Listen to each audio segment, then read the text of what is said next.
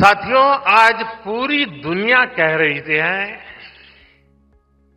कि ये भारत की सदी है। आपने नहीं सुना है?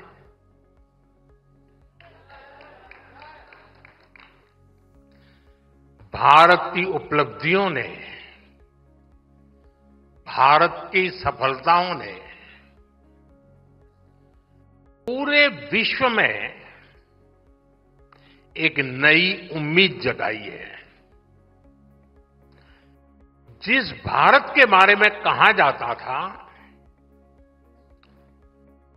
ये खुद भी डूबेगा और हमें भी ले डूबेगा, वो भारत आज दुनिया की ग्रोथ को ड्राइव कर रहा है।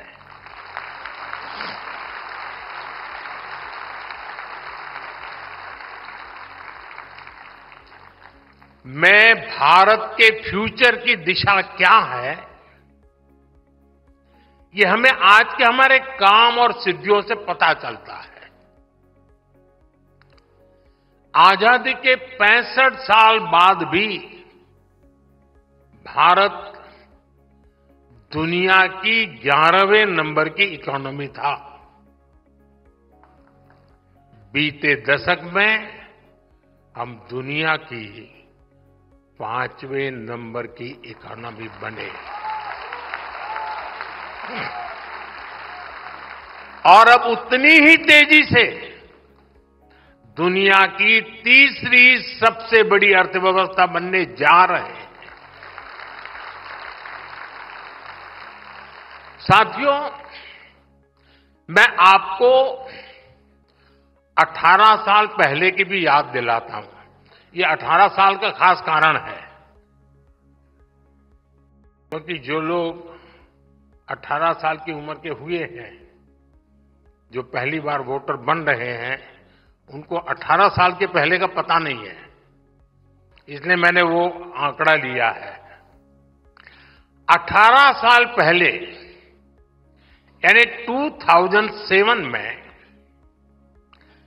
भारत की annual GDP 1 lakh crore dollar तक पहुंची थी। यानी आसान शब्दों में कहें तो ये वो समय था जब एक साल में भारत में 1 लाख करोड़ डॉलर की इकोनॉमिक एक्टिविटी होती थी। अब आज देखिए क्या हो रहा है। अब एक क्वार्टर में ही लगभग 1 लाख करोड़ डॉलर की इकोनॉमी एक्टिविटी हो रही है। इसका क्या मतलब हुआ? 18 साल पहले के भारत में साल भर में जितनी इकोनॉमिक एक्टिविटी हो रही थी उतनी अब सिर्फ 3 महीने में होने लगी है। ये दिखाता है कि आज का भारत कितनी तेजी से आगे बढ़ रहा है। मैं आपको कुछ उदाहरण दूंगा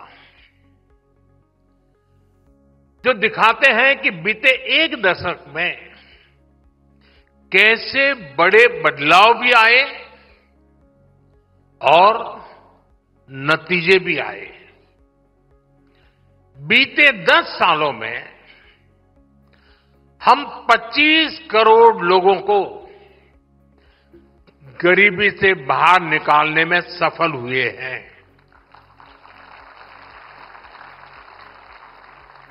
ये संख्या कई देशों की कुल जनसंख्या से भी ज्यादा है। आप वो दौर भी याद करिए जब सरकार खुद स्वीकार करती थी, प्रधानमंत्री खुद कहते थे कि 1 रुपया भेजते थे तो 15 पैसा गरीब तक पहुंचता था। वो 85 पैसा कौन पंजा खा जाता था।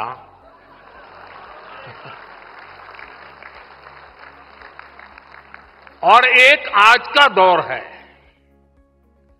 बीते दशक में गरीबों के खाते में डीबीटी के जरिए डायरेक्ट बेनिफिट ट्रांसफर डीबीटी के जरिए 42 लाख करोड़ रुपए से ज्यादा ट्रांसफर किए गए हैं। 42 लाख करोड़ रुपए।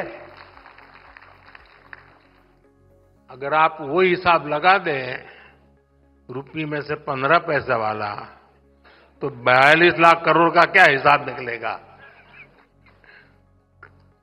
साथियों, आज दिल्ली से 1 रुपया निकलता है तो 100 पैसे आखिरी जगह तक पहुंचते हैं।